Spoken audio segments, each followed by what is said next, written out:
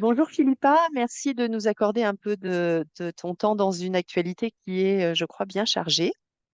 Pour commencer, peut-être, est-ce que tu peux te présenter en quelques mots? Je m'appelle Philippa Motte, j'ai 46 ans, je suis maman de deux garçons de 18 et 17 ans. Ça, c'est pour un aspect plus personnel et je suis formatrice dans le champ de la santé mentale. J'interviens dans les entreprises sur le sujet de la santé mentale et du handicap psychique, concilier santé mentale et emploi, insertion professionnelle, maintien dans l'emploi des personnes qui sont concernées par ce type de problématique. J'ai aussi une activité de formation dans le domaine du soin et de l'accompagnement pour soutenir l'évolution des pratiques autour de ce qu'on appelle les pratiques orientées rétablissement, donc plus dans le domaine sanitaire et médico-social. Et je travaille aussi beaucoup sur la question de la paire-aidance, étant moi-même paire aidante. Et au sein d'une association sanitaire et médico-sociale, je développe une plateforme de services dédiée à l'intervention de paire aidants dans les services de soins et d'accompagnement. J'ai aussi une activité de coaching où j'accompagne des personnes qui sont concernées par des troubles psychiques dans leur parcours de rétablissement et une activité d'écriture puisque j'ai publié un premier roman Le jour où ma mère m'a tout raconté en 2021 aux éditions Stock et que je vais publier d'ici quelques jours mon deuxième texte qui est plus un récit autobiographique qui s'appelle Et c'est moi qu'on enferme, toujours aux éditions Stock. Eh bien, du coup, peut-être que tu peux nous dire quelques mots de plus avant l'arrivée, je crois, le 7 mai dans les bacs de ce nouveau livre. Ben, c'est intéressant de commencer par ce livre déjà parce qu'il arrive dans très peu de temps et puis aussi parce que c'est vrai que une des singularités de mon parcours, c'est que j'ai construit mon activité professionnelle. Le premier levier de cette activité professionnelle, ça a été d'être moi-même concernée par des troubles psychiatriques qui ont pris un caractère vraiment sévère et qui ont percuté mon parcours de vie et mon parcours personnel, professionnel dès l'âge de 20 ans. Et c'est moi qu'on enferme, ce deuxième texte. C'est un récit autobiographique sur la façon dont mon parcours a été marqué par des hospitalisations sous contrainte. Le fait d'être hospitalisé sans consentement dans des phases voilà, dites de délire maniaque. Et donc, dans Et c'est moi qu'on enferme, j'emmène le lecteur avec moi dans les couloirs des services fermés de la psychiatrie. J'essaye de lui montrer ce que ça fait à 20 ans, à 25 ans, à 31 ans d'être confronté à ça. Je montre aussi la violence de certaines méthodes de soins et puis je lui présente aussi les gens qui sont hospitalisés avec moi. Ce sont des gens souvent qui sont très stigmatisés, très marginalisés et moi, en ayant le privilège de les rencontrer dans des circonstances un peu extrêmes, bah, j'ai aussi découvert leur humanité, leur poésie, leur drôlerie, leur insolence et j'avais très envie dans Et c'est moi qu'on enferme de rendre hommage à ça. Et j'essaye aussi de montrer comment ben, j'ai essayé de construire une vie de femme, une vie de maman, une vie professionnelle au milieu de ces périodes de crise et de ces périodes de souffrance psychique aiguë que j'ai pu traverser. Et je pense que mon objectif, c'est de montrer à quel point à la fois c'est éprouvant et difficile, particulièrement dans le contexte de société dans lequel moi, ça m'est arrivé il y a 25 ans pour la première fois, qui était vraiment imprégné par une très grande stigmatisation et qui mettait qui m'ont mise, moi, dans un grand isolement et dans un grand silence aussi. Donc ce texte aussi, c'est sortir du silence et puis montrer à quel point il n'y a pas d'opposition entre le fait de vivre ce genre de choses et d'être par ailleurs une personne capable, compétente, et qui aime la vie. Voilà. Et c'est moi qu'on enferme, essaye de rendre compte de tout ça. Et c'était vraiment un texte qui était très important pour moi, que j'ai commencé il y a plus de 15 ans et que j'ai mis du temps à écrire, j'ai mis du temps à lui trouver sa forme. Je me disais, comment je vais faire pour raconter ça et que ce soit entendable et que ça arrive jusqu'au cœur de mon lecteur. Voilà, et donc je suis très très heureuse que ce livre existe aujourd'hui et qu'il paraisse bientôt. écoute, on a très très envie de te suivre dans cette aventure et on lira ça dès sa sortie très rapidement. Sinon, cette année, la santé mentale a été déclarée grande cause nationale. Qu'est-ce que tu penses, toi, de cette mise en lumière de cette thématique? Il me semble, d'après mon parcours personnel et mon expérience professionnelle, qui a commencé elle aussi il y a une quinzaine d'années dans le domaine de la santé mentale, que c'est le fruit, cette reconnaissance de la santé mentale grande cause nationale, d'un travail, d'un long travail qui a été commencé par des associations comme Clubhouse France, comme des associations comme l'UNAFAM, la Fédération Santé Mentale France, le travail de médecins psychiatres aussi qui ont à cœur de faire évoluer les représentations, de faire évoluer les pratiques, des personnes concernées qui se sont engagées, qui ont témoigné, d'abord beaucoup d'anonymes, hein, qui ont pris la parole pour essayer de défendre leurs droits, leur intégrité. Il y a toujours un grand travail souterrain avant que quelque chose n'émerge et qu'on s'aperçoive en fait de l'importance d'un sujet dans une société, surtout quand il est très tabou et quand il est très stigmatisé. Ce qui est incroyable, c'est que les chiffres n'ont pas vraiment évolué. En fait, il y a 15 ans, quand j'ai commencé à faire ce métier, on disait déjà il y a une personne sur quatre qui peut être concernée à un moment donné dans sa vie par un trouble psychique au sens médical du terme. Ça va être la première cause de handicap dans le monde, disait l'OMS, d'ici 2020. Et voilà, il a fallu des années et des années pour que enfin la parole se libère et il y ait une prise de conscience sociétale des enjeux de santé mentale. Et je pense que la crise Covid a joué un rôle d'accélérateur important dans cette prise de conscience. C'est un peu comme si on s'était tous rendu compte qu'on avait une santé mentale et qu'elle pouvait être fragilisée par les circonstances. Cette reconnaissance de la santé mentale comme grande cause nationale, si vous voulez, moi je sais qu'il y a un collectif qui l'avait porté, cette demande-là, il y a sans doute déjà 5 ou 6 ans. Et donc, ça a mis 5 ou 6 ans pour que y ait toutes les conjonctures et les circonstances nécessaires pour que ce soit sur le devant de la scène. C'est sans doute que la société est prête aussi à s'emparer de ce sujet important. Il y a un très grand travail qui reste à faire.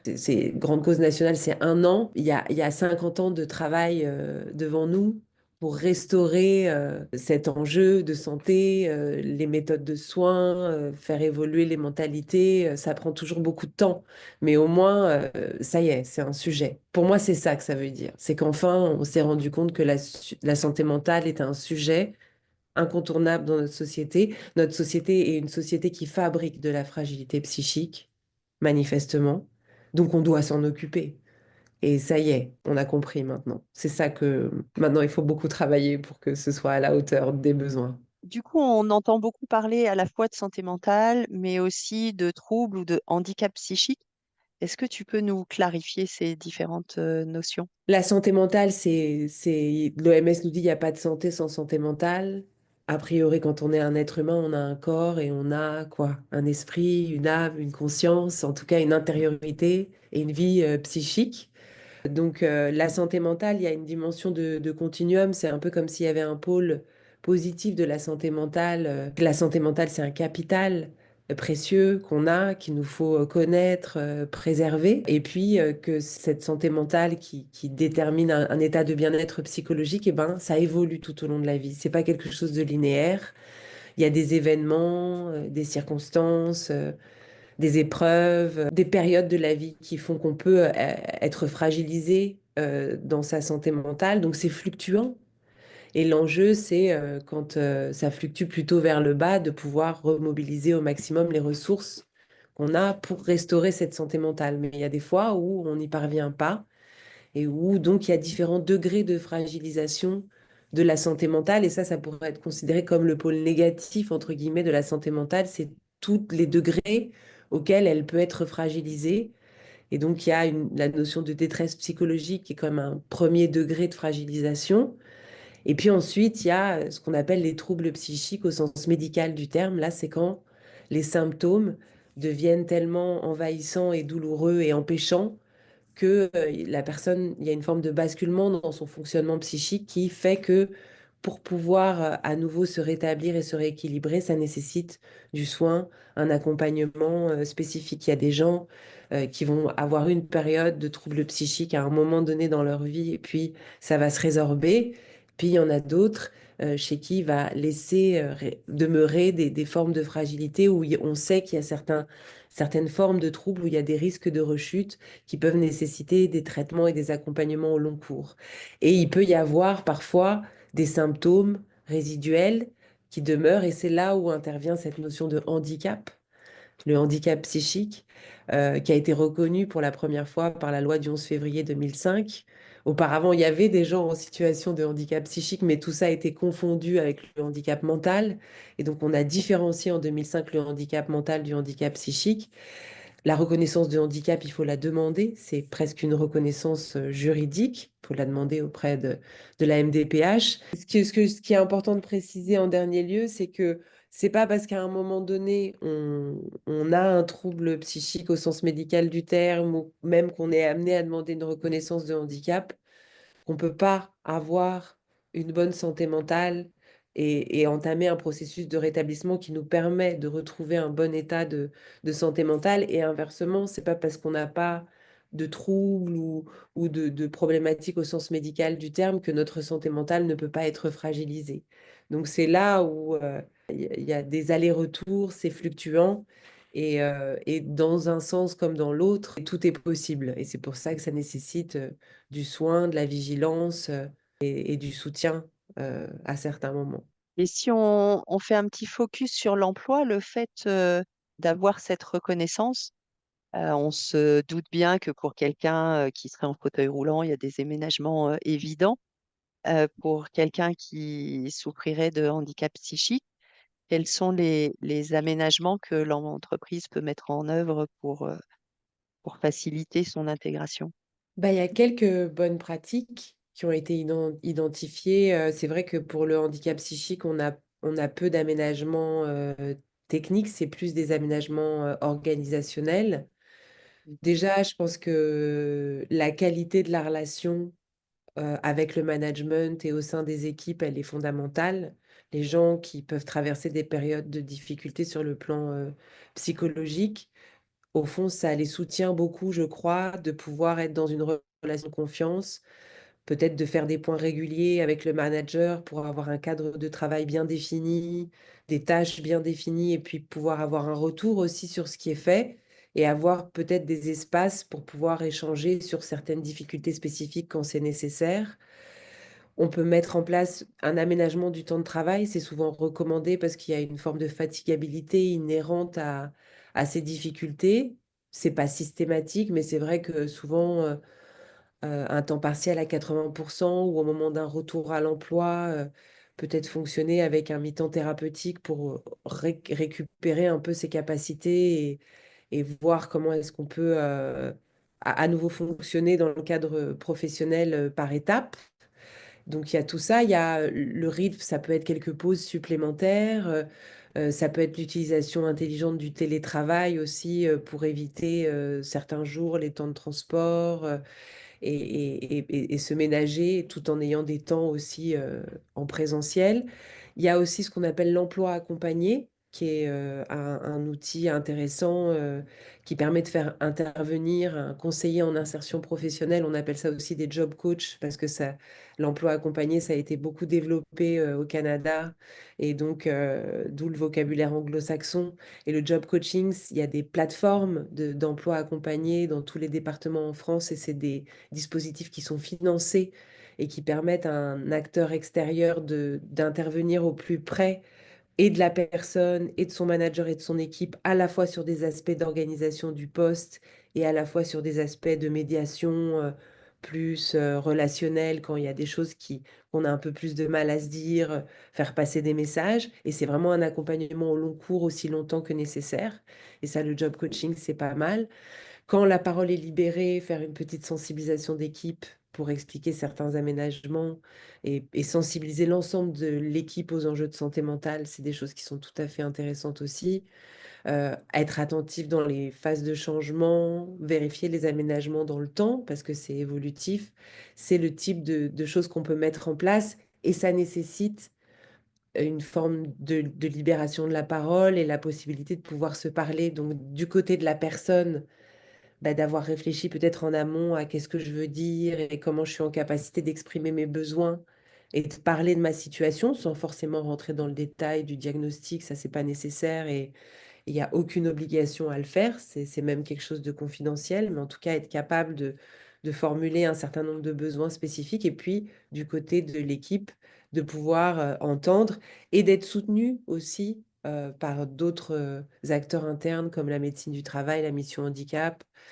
Et ça, c'est en fonction de la taille et de l'organisation de l'entreprise, ça diffère beaucoup. Mais voilà les choses qu'on peut mettre en place quand on arrive à en parler et à trouver un équilibre entre les compétences de la personne et le poste qu'elle occupe et sa situation de handicap. Peut-être une dernière question. Dans l'actualité, on a entendu récemment Nicolas Demorand faire part de sa situation de handicap psychique personnel. Est-ce que ça sert la cause? Enfin, que penses-tu de Bah, en tout prise cas, de parole?